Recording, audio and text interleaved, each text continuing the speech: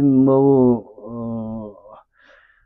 gerek jönүндө жанагы ынтымак манас ордо жөнүндө эме болуп атпайбы, элдин пикирин сурап ошол жөнүндө бир эме жаздырып коеюн дедим эле. Баягы эле эл бийлиги деген тарихте. Бисмилла.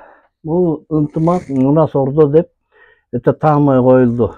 Ордо деген Манас бабабыздын өзү кыргыз элин канча деген 40 элди ынтымак алып келип курама эл кураган Манас бабабыз. Анан бул Манас бабабыздын асабасы көк болгон. Кыргыз көктү эки мааниде түшүнөт да. Көктөм деп жанагы көк чебер чыкканда көк деп айтат. Болбосо жанагы асмандын көгүн көк деп айтат да. Эми ошондой муну манасчылар, тарыхчылар муну такташ керек да. Балким көк деп тиги жашыл түсүн айткан мындай болуп. Баягы ислам динине жакыныраак болуп атпайбы эме жашыл түсчү.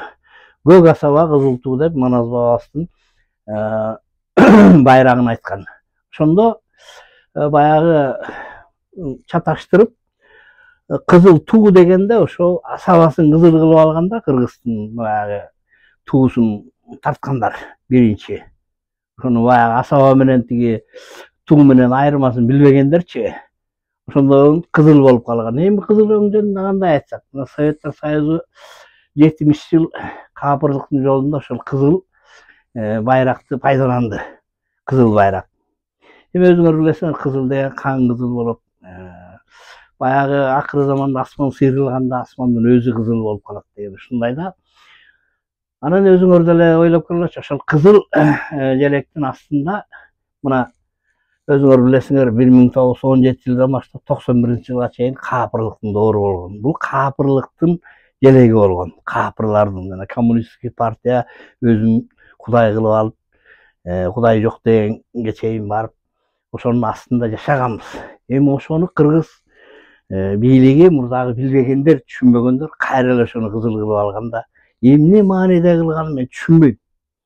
Анан түндүктү жанагы Самый Кожо деген депутат айтып, түндүктөн сары нур, күндүн нуру чыгып турат экен. Каяктан көрдүңбү эмеден? Тиги түндүктөн сары нур, сары деген саргары оору, сары оору деген бар. Жамандыктын белгилеринин бири болот. Сары өң. Кызыл өң кандын өңү. Өзүңөр деле билесиңер, ошол желектин астында 37-37 жылдары ошол желектин астында атылып кеткен кыргыздын мыктылары. Канча деген 91-жылга чейин канча деген канга чыланды Советтер Союзу. Чоң согуш болуп, миллиондогон кан төгүлдү. Эми ошону болбой эле кызыл өңгө эмнеге биздин түндүгүбүздү тиги канга чылап, тиги өрткө салып койгонун мен түшүнбөйм. Эч ким мага муну түшүндүрүп бере албайт да. Эмне үчүн ушу желегибиз ушундай болуп калган? Эми өзүңөр деле билесиңер, 70 жыл ошол желектин астында, капырлыктын астында жүрдүк. Элибиз тиги тилин жоготуп ире баштады. Эми кайра эле ошол кызыл өңгө келип такалып атпайбызбы? Мунун жөнөкөй эле нерсе мына. Көктөм, көк асман, Алла Тааланын өзүнүн мейкиндиги мына. Мына бозүй эмне?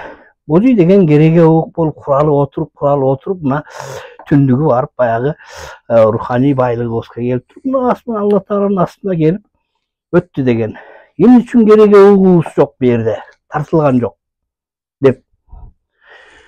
Оңой эле эл кереге болуп, бири-бирине кыналып, ынтымактуу болуп, ууктай болуп, түз жолдорун таап, Кудайдын жолун таап, Кудайдын бир Алла Тааланын актыгына баргандыгы ушундай мааниде.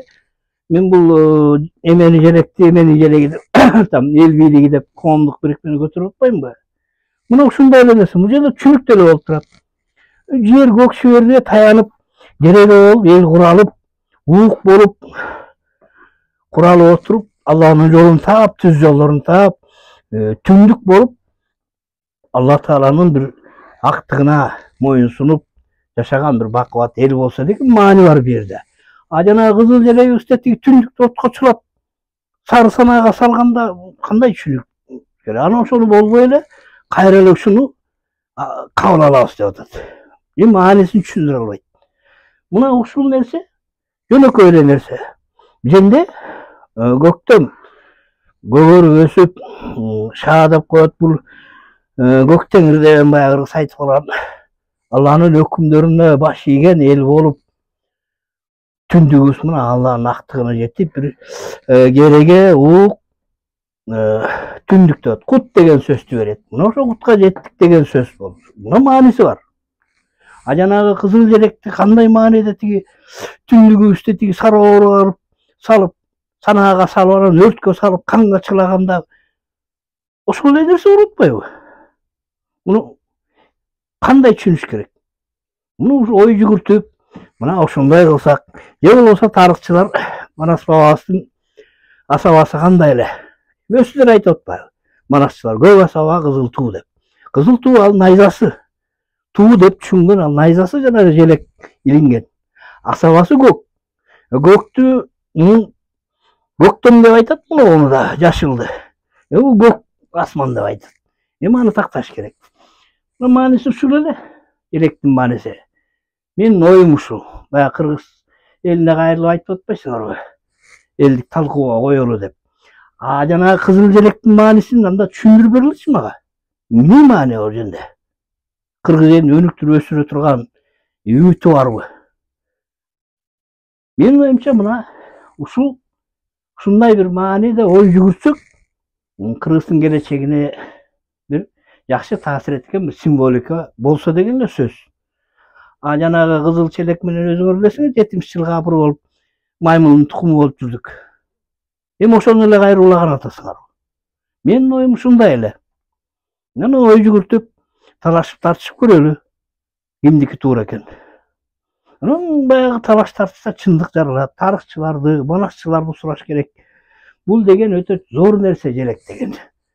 Байрак деген. Ошон үчүн муну кылдап, талдап, анан кабыл алыш керек. Анан жанагы Самай кыз айткандай, тиги күндүн нуру биздин түндүктөн чыгып, дүйнөбүздө күндүн нуру жаркырап тургандардан кемегени кайдан курду аяктан мен түшүнбөй деле калдым. Ошон үчүн муну өтө кылдап талдаш керек. Акылмандар акыл чайкап, анан кийин кабыл алыш керек. Ошол эле баягы кайра эле баягы коммунисттик доордон чыга албай эле баягы айланып жүрө бергенде болбойт. Бисмилла. Менин оюм ушундай эле. Калганы эми өзүңөр да ой чайкап көргүлө, акылмандар кандай болот? Анан кабыл алыш керек. Бисмилла. Аллаху акбар.